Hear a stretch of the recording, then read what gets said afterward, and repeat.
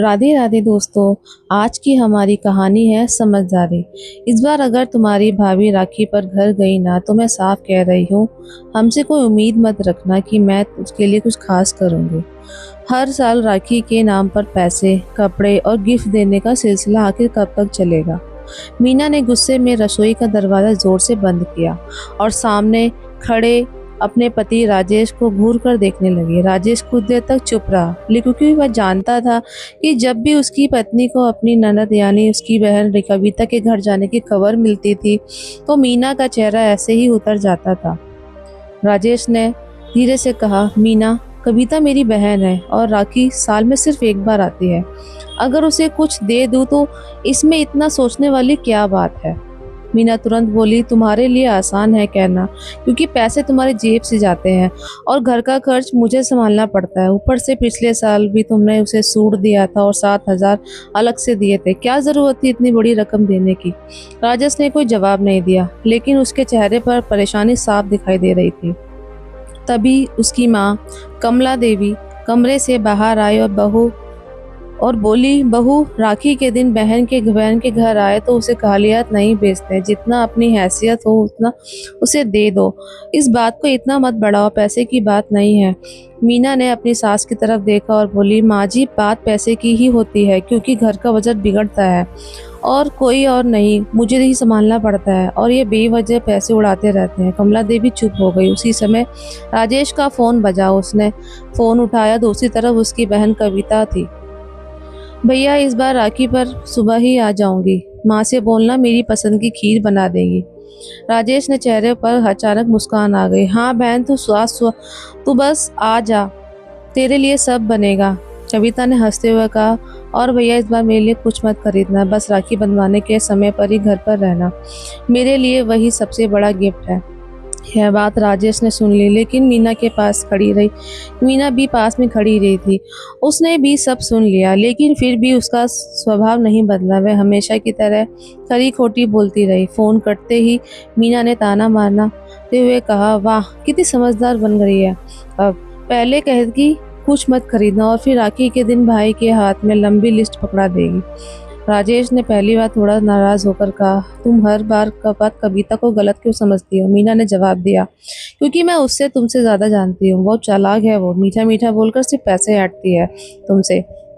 शादी के बाद उसे भी लगा कि मायके ही में ही उसका हक है जो पहले था। राजेश ने गहरी सांस ली और चुपचाप वहां से चला गया। राखी वाले दिन सुबह कविता अपने छोटे से बैग के साथ मायके पहुंची तो दरवाजे पर खड़ी मीना ने उसे देखकर मुस्कुराने की कोशिश की, लेकिन उसके चेहरे पर नाराजगी छिप नहीं पाई। कविता ने पैर छूकर कहा, भाभी कैसी हो आप। मीना ने औपचारिक मुस्कान के साथ कहा, ठीक हो, तुम आ गई, अंदर आओ। कविता अंदर आई और सबसे पहले अपनी माँ के गले लग गई। कमला देवी की आंखों से आंसू आ गए, लेकिन किसी को इस बात का नहीं पता था कि कविता इस बार अपने साथ सिर्फ एक राखी और मिठाई लेकर नहीं आई थी। उसके बैग में एक ऐसा कागज था जिसे देखकर आगे जब मीना दोनों के पैर तले जमीन खिसकने वाली थी।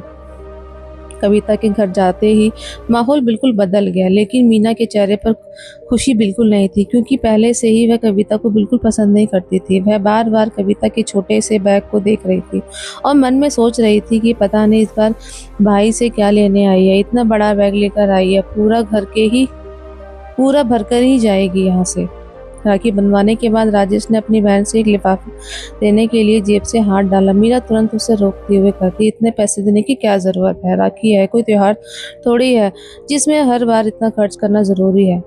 कविता ने यह बात सुन ली और मुस्कुराकर बोली, भाभी, अब चिंता मत कीजिए, मुझे भैया से कुछ नहीं चाहिए। मैं बस राखी बांधने आई थी, कुछ लेने नहीं आई हूँ। और मैं बस उनसे मिलने आई हूँ, वो ठीक है या नहीं, बस ये देखने आई हूँ। और आप लोगों से मिलने आई हूँ। राजेश ने चुपचाप लिफाफा वापस जेब में रख लिया। थोड़ी देर बाद कविता ने अपना बैग खोला। उसमें एक फाइल निकालकर राजेश के सामने रख दी। राजेश ने हैरानी से पूछा, क्या है ये। कविता ने धीमी आवाज में कहा, भैया, इसे देखकर मुझे पहले गुस्सा मत होना, मैंने बहुत सोच समझकर फैसला लिया है। राजेश ने फाइल खोली तो उसकी आंखें बड़ी हो गई। उसके छोटे से दुकान के लिए बैंक का एक जरूरी दस्तावेज था, जिसकी जरूरत उसे पिछले कई महीनों से थी, और उसके लिए वह पैसे की व्यवस्था नहीं कर पा रहा था। कविता बोली, मुझे पता चल गया था कि आपका काम पैसे की वजह से रुक रहा है, कोई मदद नहीं कर रहा है आपका, इसीलिए मैंने इस वजह से आपकी मदद करने की फ़ैसला किया। राजेश कुछ बोल ही नहीं पाया। मीना दूर खड़ी सब सुन रही थी और पहली बार उसके चेहरे पर गुस्सा गायब हो गया, लेकिन अभी भी वह बदली नहीं थी। कविता ने आगे कहा, भैया आपने बचपन में मेरी पढ़ाई के लिए अपनी ज़रूरी चीज़ें छोड़ी थी। अगर आज मैं आपके किसी काम आ जाऊं तो इससे बड़ी राखी के लिए मेरी खुश नहीं होगी। कमरे में अचानक सन्नाटा छा गया। मीना ने पहली बार अपनी ननद की तरफ शर्मिंदगी से देखा, लेकिन कविता के बैग में अभी भी एक कागज़ था और वही कागज़ इस परिवार की सबसे बड़ी सच्चाई सामने लाने वाला था। कमरे में गहरा सन्नाटा था। इसी बीच राजेश अभी तक कविता की बातों से बाहर नहीं निकल पाया और मीना चुपचाप खड़ी अपनी ही सोच पर शर्मिंदा महसूस कर रही थी, लेकिन कुछ बोल नहीं पा रही थी। तभी कविता ने अपने बैग से दूसरा कागज़ निकाला और राजेश की तरफ बढ़ाते हुए कहा, भैया यह भी देख लीजिए। राजेश ने कागज़ खोला, उसके हाथ काँप गए। उसके पैतृक घर के हिस्से की जुड़ा दस्तावेज था। कुछ साल पहले पिता के जाने के बाद घर में जो हिस्सा कविता के नाम आया था, उसी हिस्से पर उसने अपना अधिकार छोड़ दिया था। राजेश हैरानी से बोला, कविता ये तुम क्या कर रही हो? यह तुम्हारा हक है और आगे काम आएगा। किसी भविष्य किसी ने नहीं देखा है। कविता मुस्कुराकर बोली, भैया हक सिर्फ कागज़ों से नहीं, हर रिश्ते से होता है। मेरा घर आज भी यही है। मुझे यही एक ज़मीन या हिस्से से ज़्यादा अपने परिवार की खुशी प्यारी है। कमला देवी की आंखों से आंसू निकल गए। मीना की नज़रें झुक गई। उसे याद आने लगा कि कैसे वह हर साल कविता के आने पर नाराज़ हो जाती थी, कैसे उसने हमेशा उसे बोझ समझा था। हमेशा उसे लगता था कि वह हमेशा मायके से कुछ लेने आती है।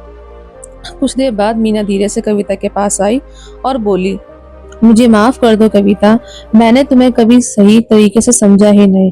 मुझसे गलती हुई तुम्हें समझने में। कविता ने तुरंत उसका हाथ पकड़ लिया और बोली, भाभी रिश्तों में सिर्फ माफ़ी नहीं, अपनापन भी होना चाहिए। मैं मायके अपनापन के लिए आती थी, कुछ लेने नहीं। मीना की आंखें भर आईं, लेकिन उसी समय कविता ने एक ऐसी बात कही जिसे सुनकर राजेश और मीना दोनों चौंक गए। कविता ने धीमी आवाज में कहा, भैया मैंने अपना हिस्सा छोड़ दिया, लेकिन इसके पीछे एक वजह है जो आज तक मैंने कभी किसी को नहीं बताई। कविता की ये बात सुनकर राजेश बेचैन हो गया। उसने पूछा, ऐसी क्या बात है? तुम किसी परेशानी में हो क्या जिसने तुमने इतने सालों से हमसे छुपा रखा है? कविता ने कुछ पल चुप रही, फिर बोली, भैया जब पापा के जाने के बाद आपका काम शुरू हुआ था तब आपके पास पैसे नहीं थे। आपने अपना घर गिरवी रखने का फैसला किया था, लेकिन मैंने अपनी पढ़ाई के लिए बचाए हुए पैसे आपको दे दिए थे। उसी समय मैंने किसी को नहीं बताया क्योंकि मुझे डर था कि आप पैसे वापस करने की चिंता में परेशान हो जाओगे। राजेश की आंखें भर आई। उसे याद नहीं था कि उसकी बहन ने उसके लिए इतनी बड़ी कुर्बानी दी थी। कविता ने आगे कहा, आज आपके काम में थोड़ी परेशानी आई तो मुझे लगा कि मेरी बारी है। आपने तो बहुत किया है मेरे लिए। आपने बचपन से मेरी जिम्मेदारी उठाई, इसीलिए आज मैं आपकी मदद करना चाहती हूँ। मीना रोते हुए कविता के सामने खड़ी हो गई और बोली, मैं तुम्हें हर बार गलत समझती रही। मुझे लगता था कि तुम सिर्फ राखी के पैसे और गिफ्ट लेने आती हो, लेकिन आज समझ आया कि तुम हर बार अपना प्यार लेकर आती थी, हमारा हाल पूछने आती थी। कविता ने मीना को गले लगाकर कहा, भाभी मुझे कभी गिफ्ट देने की जरूरत ही नहीं थी। मैं इतना चाहती थी कि इस घर में मुझे अपनी बहन समझा जाए, थोड़ा सम्मान मिले, थोड़ा प्यार मिले। राजेश ने अपनी बहन का हाथ पकड़कर कहा, आज से तू सिर्फ मेरी बहन नहीं, इस घर की सबसे बड़ी ताकत है। मीना ने खुद कविता के हाथ में राखी का गिफ्ट रखते हुए कहा, इस बार भाभी अपनी ननद को रोक नहीं पा रही थी, बल्कि दिल से दे रही थी। कविता ने मुस्कुराकर वो बोली, वही गिफ्ट नहीं चाहिए भाभी, बस आपका बदला हुआ व्यवहार ही मेरे लिए सबसे बड़ा तोहफा है। उम्मीद करती हूँ आगे भी आप ऐसे ही सम्मान देंगी। उस दिन राखी के धागे ने सिर्फ भाई बहन को नहीं बल्कि पूरे परिवार को जोड़ दिया। अगर ये कहानी दिल को छू गई हो तो लाइक, शेयर और सब्सक्राइब जरूर करें। धन्यवाद।